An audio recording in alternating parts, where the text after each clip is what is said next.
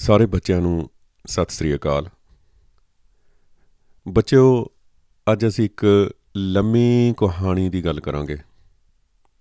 ਇਹ ਕਹਾਣੀ ਅੱਜ ਦੀ ਨਹੀਂ ਹੈ ਜਾਂ ਬੀਤੇ ਹੋਏ ਸਮੇਂ ਦੀ ਨਹੀਂ ਹੈ, ਬਲਕਿ ਇਹ ਕਹਾਣੀ ਆਉਣ ਵਾਲੇ 100 ਸਾਲਾਂ ਦੇ ਵਿੱਚ ਜੋ ਕੁਝ ਹੋਣਾ ਸਾਡੇ ਨਾਲ ਜਾਂ ਸਾਡੀ ਮਿੱਟੀ ਦੇ ਨਾਲ ਜਾਂ ਸਾਡੇ ਦੇਸ਼ ਦੇ ਨਾਲ, ਉਹ ਕਲਪਨਾ ਕੀਤੀ ਗਈ ਹੈ ਕਿ ਕਿਹੋ ਜਿਹਾ ਹੋ ਸਕਦਾ ਸਾਡਾ ਦੇਸ਼। ਇਹ ਕਹਾਣੀ ਅੱਜ ਤੋਂ 100 ਸਾਲ ਬਾਅਦ ਦੀ ਹੈ, ਉਸ ਪੰਜਾਬ ਦੀ, ਜਿਹੜੇ ਪੰਜਾਬ ਨੂੰ ਅੱਜ ਅਸੀਂ ਦੁਨੀਆ ਦੇ ਨਕਸ਼ੇ 'ਤੇ ਦੇਖਦੇ ਹਾਂ। ਇਸ ਕਹਾਣੀ ਦਾ ਨਾਮ ਹੈ ਪਚੀਸਾ ਦੇਸ਼ ਦੇ ਲੋਕ। ਮੈਂ ਸੁਰਿੰਦਰ ਸਿੰਘ ਹਾਜ਼ਰ ਹਾਂ ਇਹ ਕਹਾਣੀ ਲੈ ਕੇ। ਇਹ ਕਹਾਣੀ ਕਈ ਭਾਗਾਂ ਦੇ ਵਿੱਚ ਦੱਸਾਂਗਾ ਮੈਂ ਤੁਹਾਨੂੰ।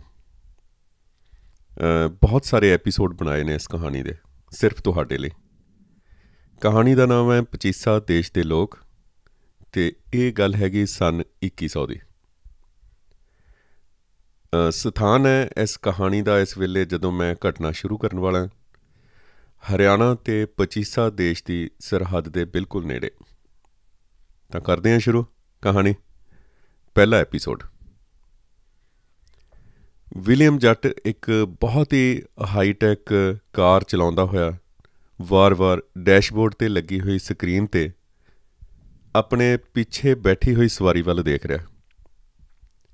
ਗੱਡੀ ਦੇ ਪਿਛਲੇ ਸੋਫੇ 'ਤੇ ਸ਼ੇਰ ਕੌਰ ਬੈਠੀ ਹੈ ਅਤੇ ਵਿਲੀਅਮ ਜੱਟ ਉਸ ਨੂੰ ਪਿਛਲੇ 30 ਮਿੰਟਾਂ ਤੋਂ, ਜਦੋਂ ਤੋਂ ਉਹ ਹਾਈਟੈਕ ਗੱਡੀ ਦੇ ਵਿੱਚ 1000 ਕਿਲੋਮੀਟਰ ਦਾ ਸਫ਼ਰ ਤੈਅ ਕਰਕੇ ਇੱਥੇ ਪਹੁੰਚੇ ਨੇ, ਉਦੋਂ ਤੋਂ ਹੀ ਪਚੀਸੇ ਦੇਸ਼ ਦੇ ਅੰਦਰ ਦਾਖਲ ਹੋਣ ਤੋਂ ਰੋਕਣ ਦੇ ਲਈ ਵਾਰ-ਵਾਰ ਸਮਝਾ ਰਿਹਾ। ਪਰ ਵਿੱਚ ਉਹਦੀ ਦਿਲਚਸਪੀ ਵੱਧਦੀ ਜਾ ਰਹੀ ਹੈ ਕਿ ਸ਼ੇਰ ਕੌਰ ਨੂੰ ਉਸਦੇ ਦੇਸ਼ ਪਚੀਸੇ ਦਾ ਸਾਰਾ ਇਤਿਹਾਸ ਪਤਾ ਕਿਵੇਂ ਹੈ। ਪਚੀਸੇ ਦੇਸ਼ 'ਚ ਕਾਲ ਪੈਣ ਅਤੇ ਸਿਵਲ ਵਾਰ ਦੇ ਬਾਅਦ ਨਸ਼ਾ ਤੰਤਰ ਵੱਲੋਂ ਆਪਣੇ ਪੈਰ ਪਸਾਰਨ ਦੇ ਦੌਰਾਨ ਵਿਲੀਅਮ ਜੱਟ ਦੇ ਜਿਹੜੇ ਵਡੇਰੇ ਸੀ, ਉਹਦੇ ਦਾਦੇ ਪੜਦਾਦੇ ਸੀ, ਉਹਨਾਂ ਨੇ ਪਚੀਸਾ ਦੇਸ਼ ਉਦੋਂ ਤੋਂ ਹੀ ਛੱਡ ਦਿੱਤਾ ਸੀ ਅਤੇ ਹੁਣ ਉਹ ਪਿਛਲੀਆਂ 2 ਪੀੜ੍ਹੀਆਂ ਤੋਂ ਹਰਿਆਣੇ 'ਚ ਰਹਿ ਰਹੇ ਨੇ। ਪਚੀਸੀਆਂ ਦੇ ਜਿਹੜੇ ਰਾਜ ਕਰਨ ਵਾਲੇ ਨੇ, ਹਾਕਮ ਨੇ, ਅਤੇ ਉਹਨਾਂ ਦੇ ਜਿਹੜੇ ਸਮਰਥਕ ਨੇ, ਉਹ ਲੱਖਾਂ ਦੀ ਗਿਣਤੀ 'ਚ ਅਜਿਹੇ ਲੋਕਾਂ ਨੂੰ ਮੌਤ ਦੇ ਘਾਟ ਉਤਾਰ ਚੁੱਕੇ ਨੇ ਹੁਣ ਤੱਕ, ਜਿਹੜੇ ਉਹਨਾਂ ਦੀਆਂ ਰਾਜ ਕਰਨ ਦੀਆਂ ਸ਼ਰਤਾਂ ਨਹੀਂ ਮੰਨਦੇ। ਬਾਕੀ ਰਹਿ ਗਏ ਲੋਕਾਂ ਨੇ ਜਾਂ ਤਾਂ ਉਹਨਾਂ ਦੀ ਜਿਹੜੀ ਗੁਲਾਮੀ ਸੀ ਉਹ ਮੰਨ ਲਈ, ਜਾਂ ਫਿਰ ਉਹ ਦੂਜੇ ਰਾਜਾਂ 'ਚ, ਦੂਜੇ ਸੂਬਿਆਂ ਦੇ ਵਿੱਚ ਚਲੇ ਗਏ, ਭੱਜ ਗਏ ਉੱਥੇ। ਕਰੀਬ 100 ਸਾਲ ਇਹ ਵਰਤਾਰਾ ਚੱਲਿਆ ਅਤੇ ਹੁਣ ਤੱਕ ਚੱਲਦਾ ਆ ਰਿਹਾ। ਅਤੇ ਹੁਣ ਪੂਰੀ ਤਰ੍ਹਾਂ ਇਸ ਧਰਤੀ ਦੇ ਉੱਤੇ ਪਚੀਸੀਆਂ ਦਾ ਰਾਜ ਹੈ। ਗੁਰੂ ਸੰਤ ਪ੍ਰਕਾਸ਼ ਉਹਨਾਂ ਦਾ ਧਾਰਮਿਕ ਗੁਰੂ ਹੈ ਅਤੇ ਉਹਦੇ ਥਾਂ-ਥਾਂ 'ਤੇ ਬੁੱਤ ਲੱਗੇ ਹੋਏ ਨੇ ਸੰਤ ਪ੍ਰਕਾਸ਼ ਦੇ। ਕਾਬਲ ਤੱਕ ਜਾਣ ਵਾਲੀ ਜਿਹੜੀ 2.5 ਸਦੀਆਂ ਪਹਿਲਾਂ ਤੋਂ ਬਣੀ ਹੋਈ ਹੈ ਇੱਕ ਸੜਕ, ਜਿਹਨੂੰ GT ਰੋਡ ਦਾ ਕਿਹਾ ਜਾਂਦਾ ਸੀ ਕਿਸੇ ਵੇਲੇ, ਉਹਦਾ ਨਾਮ ਹੁਣ SP ਰੋਡ ਹੈ, ਸੰਤ ਪ੍ਰਕਾਸ਼ ਰੋਡ। ਪਚੀਸੀਆਂ ਦੀਆਂ ਔਰਤਾਂ ਦੀ ਹਾਲਤ ਬਹੁਤ ਮਾੜੀ ਹੈ। ਹਾਲਾਂਕਿ 22ਵੀਂ ਸਦੀ ਸ਼ੁਰੂ ਹੋ ਚੁੱਕੀ ਹੈ, ਪਰ ਉੱਥੇ ਔਰਤਾਂ ਦੀ ਹਾਲਤ ਬਹੁਤ ਮਾੜੀ ਹੈ। ਔਰਤ ਖੁਦਕੁਸ਼ੀ ਨਾ ਕਰ ਲਵੇ, ਦੁੱਖਾਂ ਤੋਂ ਛੁਟਕਾਰਾ ਪਾਉਣ ਲਈ ਮਰ ਨਾ ਜਾਵੇ, ਇਸ ਲਈ ਉਸ 'ਤੇ 2-2, 3-3 ਮਰਦ ਪਹਿਰਾ ਦਿੰਦੇ ਨੇ। ਅਤੇ ਔਰਤਾਂ ਦੀ ਗਿਣਤੀ ਪਚੀਸੇ ਦੇਸ਼ ਦੇ ਵਿੱਚ 1000 ਮਰਦਾਂ ਦੇ ਮੁਕਾਬਲੇ ਸਿਰਫ 90 ਜਾਂ ਇਸ ਦੇ ਆਸ-ਪਾਸ ਹੀ ਹੈ, ਬਹੁਤ ਘੱਟ ਹੈ। ਸਦੀਆਂ ਪਹਿਲਾਂ ਇੱਥੇ ਮਾਦਾ ਭਰੂਣ ਹੱਤਿਆ ਦੀ ਪ੍ਰਥਾ ਨੇ ਪਚੀਸਾ ਦੇਸ਼ 'ਚ ਤਕਨੀਕੀ ਤੌਰ 'ਤੇ ਔਰਤਾਂ ਦੀ ਗਿਣਤੀ ਸੀ ਜਿਹੜੀ, ਉਹ ਇਸ ਪੱਧਰ ਤੱਕ ਬਹੁਤ ਘੱਟ ਕਰ ਦਿੱਤੀ। ਸ਼ੇਰ ਕੌਰ ਪਚੀਸੇ ਦੇ ਇਤਿਹਾਸ ਬਾਰੇ ਵਿਲੀਅਮ ਜੱਟ ਨੂੰ ਬਹੁਤ ਸਹਿਜ ਸਮਝਾ ਰਹੀ ਹੈ। ਉਹ ਕਹਿੰਦੀ ਹੈ ਕਿ ਸਾਡੇ ਬਜ਼ੁਰਗ ਉੱਤਰੀ ਭਾਰਤ ਦੇ ਇਸ ਸਭ ਤੋਂ ਖੁਸ਼ਹਾਲ ਸੂਬੇ ਤੋਂ ਆਪਣੀਆਂ ਜਾਨਾਂ ਬਚਾ ਕੇ ਦੌੜੇ ਸਨ। ਇੱਥੇ ਹਰ ਪਾਸੇ ਹਰਿਆਲੀ ਸੀ ਤੇ ਲੋਕ ਇੱਕ ਦੂਜੇ ਨੂੰ ਪਿਆਰ ਕਰਨ ਵਾਲੇ ਸਨ। ਨਸ਼ੇ ਤੇ ਜ਼ਹਿਰੀਲੀ ਖੇਤੀ ਦੀ ਖੇਡ ਨੇ ਇੱਥੇ ਆਪਣਾ ਰੰਗ ਦਿਖਾਇਆ।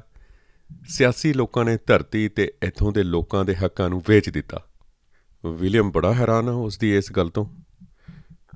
ਉਹ ਕਹਿੰਦਾ, but how become this country ਪਚੀਸਾ, ਪਲੀਜ਼ ਟੈਲ ਮੀ। ਉਹਦੀ ਉਤਸੁਕਤਾ ਵੱਧਦੀ ਜਾ ਰਹੀ ਹੈ। ਉਹ ਇਸ ਗੱਲੋਂ ਵੀ ਹੈਰਾਨ ਸੀ ਕਿ ਤਕਨੀਕ ਦੇ ਜ਼ਮਾਨੇ 'ਚ ਇਹ ਸਭ ਕੁਝ ਪਹਿਲਾਂ ਕਿਉਂ ਨਹੀਂ ਜਾਣ ਸਕਿਆ। ਇਸ ਧਰਤੀ 'ਤੇ ਉਸ ਵੇਲੇ ਇੱਕ ਪਾਰਟੀ ਸੀ ਜਿਸ ਦੇ ਲੀਡਰਾਂ ਨੇ ਇਹ ਐਲਾਨ ਕੀਤਾ ਸੀ ਕਿ ਅਸੀਂ ਇਸ ਜ਼ਮੀਨ 'ਤੇ ਰਹਿਣ ਵਾਲੇ ਲੋਕਾਂ 'ਤੇ 25 ਸਾਲ ਰਾਜ ਕਰਾਂਗੇ, ਤੇ ਉਹਨਾਂ ਨੇ ਆਪਣੀ ਇਸ ਕਹਿਤ ਨੂੰ ਪੂਰਾ ਕਰ ਦਿਖਾਇਆ। ਬਸ ਫਿਰ ਕੀ ਸੀ, 25-25 ਕਰਦਿਆਂ ਉਹਨਾਂ ਨੇ ਕਈ 25 ਸਾਲ ਰਾਜ ਕੀਤਾ। ਇਸ ਦੇ ਬਾਅਦ ਇਸ ਦਾ ਨਾਮ ਪੱਕੇ ਤੌਰ ਦੇ ਉੱਤੇ ਪਚੀਸਾ ਪੈ ਗਿਆ। ਹੁਣ ਪਚੀਸੇ ਦਾ ਪੁਰਾਣਾ ਨਾਮ ਪੰਜਾਬ ਕਿਸੇ ਨੂੰ ਵੀ ਯਾਦ ਨਹੀਂ, ਤੇ ਇਤਿਹਾਸ ਦੇ ਵਰਕਿਆਂ ਤੋਂ ਉਸ ਨਾਮ ਨੂੰ ਮਿਟਾ ਦਿੱਤਾ ਗਿਆ।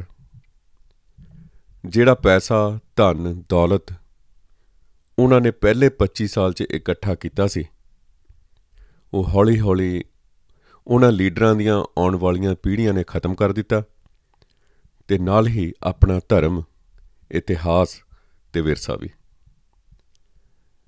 ਸ਼ੇਰ ਕੌਰ ਬੋਲਦੀ ਜਾ ਰਹੀ ਸੀ।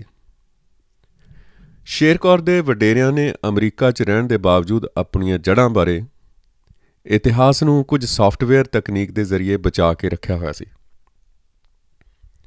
ਤੇ ਇਸ ਸਾਫਟਵੇਅਰ ਨੂੰ ਪੀੜ੍ਹੀ ਦਰ ਪੀੜ੍ਹੀ ਸਾਂਭਿਆ ਗਿਆ ਸੀ।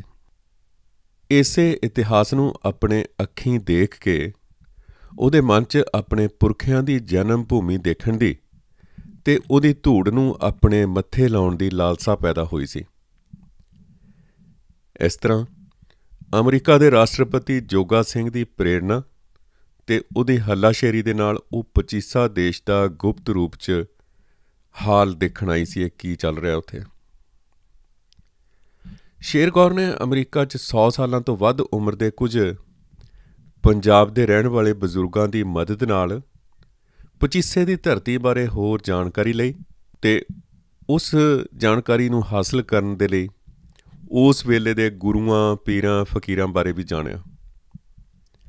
ਸਦੀਆਂ ਪਹਿਲਾਂ ਪਚੀਸੇ ਦੀ ਧਰਤੀ ਛੱਡ ਕੇ ਗਏ ਲੋਕਾਂ ਨੂੰ ਸੰਸਾਰ 'ਚ ਹਾਲੇ ਵੀ ਕਿਤੇ-ਕਿਤੇ ਪੰਜਾਬੀ ਕਿਹਾ ਜਾਂਦਾ ਹੈ, ਤੇ ਅਮਰੀਕਾ 'ਚ ਸਿੱਖ ਰਾਸ਼ਟਰਪਤੀ ਬਣਨ ਦੇ ਬਾਅਦ ਪਿਛਲੇ 7 ਸਾਲਾਂ ਤੋਂ ਲਗਾਤਾਰ ਇਹ ਕੋਸ਼ਿਸ਼ਾਂ ਹੋ ਰਹੀਆਂ ਨੇ ਕਿ ਕਿਵੇਂ ਨਾ ਕਿਵੇਂ ਪਚੀਸੇ ਦੀਆਂ ਔਰਤਾਂ ਤੇ ਬਾਕੀ ਲੋਕਾਂ ਦੀ ਜ਼ਿੰਦਗੀ 'ਚ ਸੁਧਾਰ ਲਿਆਂਦਾ ਜਾਵੇ ਤੇ ਲੋਕਾਂ ਨੂੰ ਅਸਲ ਸਿਧਾਂਤ ਦੇ ਨਾਲ ਜੋੜਿਆ ਜਾਵੇ, ਗੁਰੂ ਦੇ ਸੰਕਲਪ ਨਾਲ ਜੋੜਿਆ ਜਾਵੇ। ਪਰ ਗੁਰੂ ਸੰਤ ਪ੍ਰਕਾਸ਼ ਅਜਿਹਾ ਬੀਜ ਲਾ ਕੇ ਗਿਆ ਸੀ ਕਿ ਹੁਣ ਉਸ ਬੀਜ ਤੋਂ ਬਣੇ ਜੰਗਲ ਨੂੰ ਖ਼ਤਮ ਕਰਨਾ ਇੰਨਾ ਕੁ ਮੁਸ਼ਕਲ ਸੀ ਕਿ ਅਮਰੀਕਾ ਦਾ ਹਰ ਹੀਲਾ ਵਸੀਲਾ ਨਾਕਾਮ ਹੋ ਗਿਆ।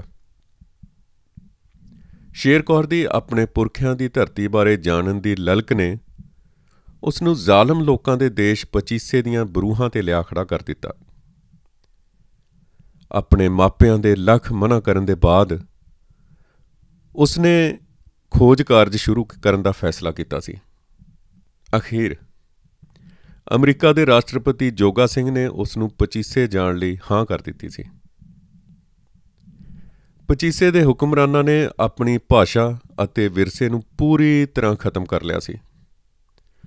ਉਹ ਪੱਛਮ ਦੇਸ਼ ਦੀ ਭਾਸ਼ਾ ਨੂੰ ਤੋੜ ਮਰੋੜ ਕੇ ਬੋਲੀ ਜਾਣ ਵਾਲੀ ਭਾਸ਼ਾ ਨੂੰ ਅਤੇ ਹਿੰਦੀ ਅਤੇ ਸੰਸਕ੍ਰਿਤ ਨੂੰ ਸਰਕਾਰੀ ਮਾਨਤਾ ਦਿਵਾ ਕੇ ਘਰ-ਘਰ 'ਚ ਲਾਗੂ ਕਰਾਉਣ 'ਚ ਕਾਮਯਾਬ ਹੋ ਗਏ ਸਨ। ਨਸ਼ੇ 'ਚ ਅੰਨ੍ਹੇ ਹੋਏ ਪਚੀਸੀਆਂ ਨੇ ਆਪਣੇ ਗੁਰੂਆਂ ਦੇ ਧਾਰਮਿਕ ਗ੍ਰੰਥਾਂ ਨੂੰ ਖ਼ਤਮ ਕਰ ਦਿੱਤਾ ਸੀ। ਕੁਦਰਤ ਨੇ ਵੀ ਆਪਣਾ ਜ਼ੋਰ ਦਿਖਾ ਕੇ ਉਹਨਾਂ ਨੂੰ ਸਬਕ ਸਿਖਾਉਣਾ ਚਾਹਿਆ, ਪਰ ਉਹ ਸੁਧਰੇ ਨਹੀਂ। ਕਿਸੇ ਵੇਲੇ ਚਾਰੋਂ ਪਾਸੇ ਹਰਿਆਲੀ ਤੇ ਖੁਸ਼ਹਾਲੀ ਦੀ ਮਹਿਕ ਖਿਲਾਰਦੀ ਧਰਤੀ ਹੌਲੀ-ਹੌਲੀ ਕੰਕਰੀਟ ਦੇ ਜੰਗਲ 'ਚ ਤਬਦੀਲ ਹੋ ਗਈ ਸੀ, ਜਿਹੜੀ ਅੱਜ ਮਾਰੂਥਲ ਬਣ ਚੁੱਕੀ ਹੈ। ਦੂਰ-ਦੂਰ ਤੱਕ ਰੇਤ ਦੇ ਟਿੱਬੇ ਹੀ ਟਿੱਬੇ ਦਿਖਾਈ ਦਿੰਦੇ ਨੇ, ਤੇ ਪੂਰੇ ਪਚੀਸੇ ਦੀ ਜਿਹੜੀ ਆਬਾਦੀ ਹੈ, ਵਸੋਂ ਹੈ, ਉਹ ਸਿਰਫ 35 ਲੱਖ ਦੇ ਕਰੀਬ ਰਹਿ ਗਈ ਹੈ। ਇਸ ਤੋਂ ਪਹਿਲਾਂ ਅਮਰੀਕਾ ਸਰਕਾਰ ਕਈ ਵਾਰ ਕੋਸ਼ਿਸ਼ਾਂ ਕਰ ਚੁੱਕੀ ਸੀ ਕਿ ਪਚੀਸੇ ਦੀ ਧਰਤੀ 'ਤੇ ਕੋਈ ਹਰਾ ਬੂਟਾ ਉੱਗ ਸਕੇ, ਪਚੀਸੇ ਦੇ ਲੋਕਾਂ ਦੇ ਮਨ 'ਚ ਰਹਿਮ ਦੀ ਕੋਈ ਭਾਵਨਾ, ਮਨੁੱਖਤਾ ਦੀ ਕੋਈ ਭਾਵਨਾ ਜਾਗ ਸਕੇ। ਜਹਾਜ਼ਾਂ ਰਾਹੀਂ ਕਈ ਟਨ ਫਲਦਾਰ ਫੁੱਲਦਾਰ ਦਰਖਤਾਂ ਦੇ ਅਨਾਜ ਦੇ ਬੀਜ ਸੁੱਟ ਕੇ ਖੁਸ਼ਹਾਲੀ ਲਿਆਉਣ ਦੀ ਕੋਸ਼ਿਸ਼ ਕੀਤੀ ਗਈ, ਪਰ ਪਚੀਸੀਆਂ ਨੇ ਅਮਰੀਕਾ ਦੇ ਕਈ ਜਹਾਜ਼ ਫੁੰਡ ਲਏ, ਸੁੱਟ ਲਏ। ਨਤੀਜਾ ਮਨੁੱਖਤਾ ਵਿਰੋਧੀ ਰਿਹਾ। ਪਿਆਰ ਨਾਲ ਅਤੇ ਤਾਕਤ ਨਾਲ ਵੀ ਯਤਨ ਕੀਤੇ ਗਏ, ਪਰ ਹਰ ਵਾਰ ਅਮਰੀਕਾ ਨੂੰ ਹਾਰ ਦਾ ਸਾਹਮਣਾ ਕਰਨਾ ਪਿਆ। ਪਚੀਸੀਆਂ 'ਚ ਨਸ਼ੇ ਦਾ ਕਾਰੋਬਾਰ ਹੀ ਇੱਕ ਵੱਡਾ ਵਪਾਰ ਹੈ। ਘਰ ਘਰ 'ਚ ਨਸ਼ਾ ਬਨਾਵਟੀ ਢੰਗ ਨਾਲ ਤਿਆਰ ਕੀਤਾ ਜਾਣ ਲੱਗਾ। ਪਚੀਸੀ ਨਸ਼ਾ ਕਰਨ ਦੇ ਬਾਅਦ ਖੁੰਖਾਰ ਹੋ ਜਾਂਦੇ ਨੇ ਅਤੇ ਫਿਰ ਉਹ ਆਪਣੀਆਂ ਹੀ ਧੀਆਂ ਭੈਣਾਂ ਅਤੇ ਬੱਚਿਆਂ ਦੇ ਨਾਲ ਬਦਫੈਲੀਆਂ ਕਰਦੇ ਨੇ। ਉਹ ਪਤਾ ਨਹੀਂ ਕਿਹੜੀ ਮਿੱਟੀ ਦੇ ਬਣ ਗਏ ਸਨ।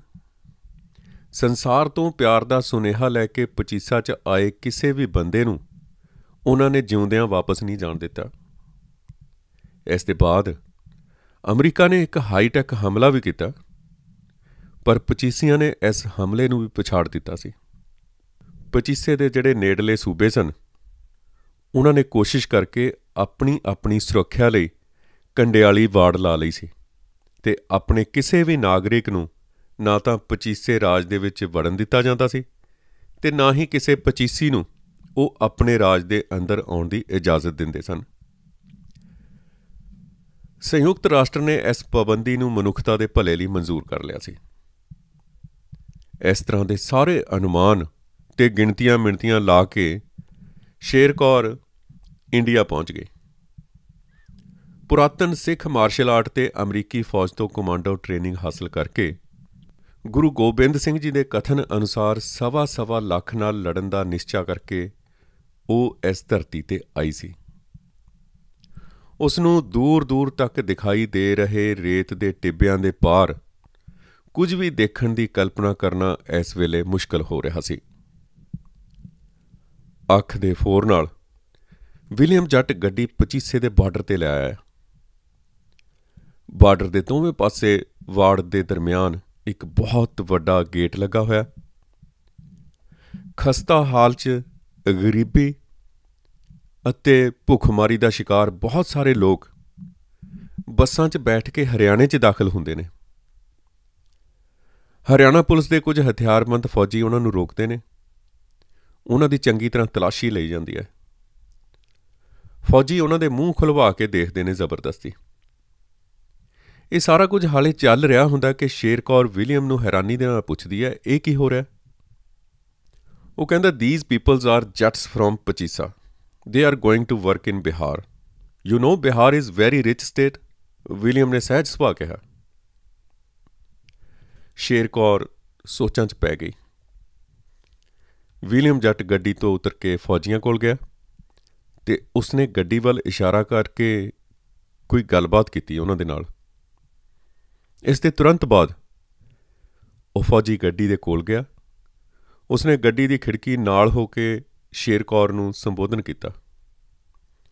ਹੁਣ ਤੱਕ ਸ਼ੇਰ ਕੌਰ ਨੇ ਗੱਡੀ ਦੀ ਖਿੜਕੀ ਦਾ ਸ਼ੀਸ਼ਾ ਥੱਲੇ ਕਰ ਲਿਆ ਸੀ ਅਤੇ ਉਹ ਫੌਜੀ ਨੇ ਸਵਾਲ ਕੀਤਾ, "ਸੋ young Sikh lady, you from America? If so, you can't go in Pachisa." ਸ਼ੇਰ ਕੌਰ ਨੂੰ ਸ਼ਾਇਦ ਇਸ ਸਭ ਦਾ ਪਹਿਲਾਂ ਹੀ ਪਤਾ ਸੀ। ਉਸਨੇ ਆਪਣੀ ਪਛਾਣ ਦੱਸਣ ਲਈ ਇੱਕ ਪਲਾਸਟਿਕ ਦਾ ਫੋਟੋ ਵਾਲਾ ਕਾਰਡ ਫੌਜੀ ਦੀਆਂ ਅੱਖਾਂ ਅੱਗੇ ਕਰ ਦਿੱਤਾ। ਕਾਰਡ 'ਤੇ ਪੰਜਾਬੀ ਅਤੇ ਇੰਗਲਿਸ਼ 'ਚ ਲਿਖਿਆ ਹੋਇਆ ਸੀ, "ਵਿਸ਼ੇਸ਼ ਮਹਿਮਾਨ।"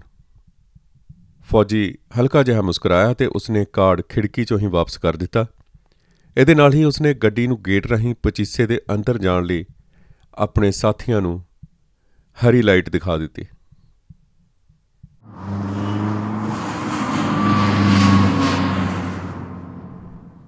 ਤੇ ਅੱਗੇ ਕੀ ਹੁੰਦਾ ਇਹ ਤੁਹਾਨੂੰ ਦੂਜੇ ਐਪੀਸੋਡ ਦੇ ਵਿੱਚ ਕੱਲ੍ਹ ਦੱਸਾਂਗੇ।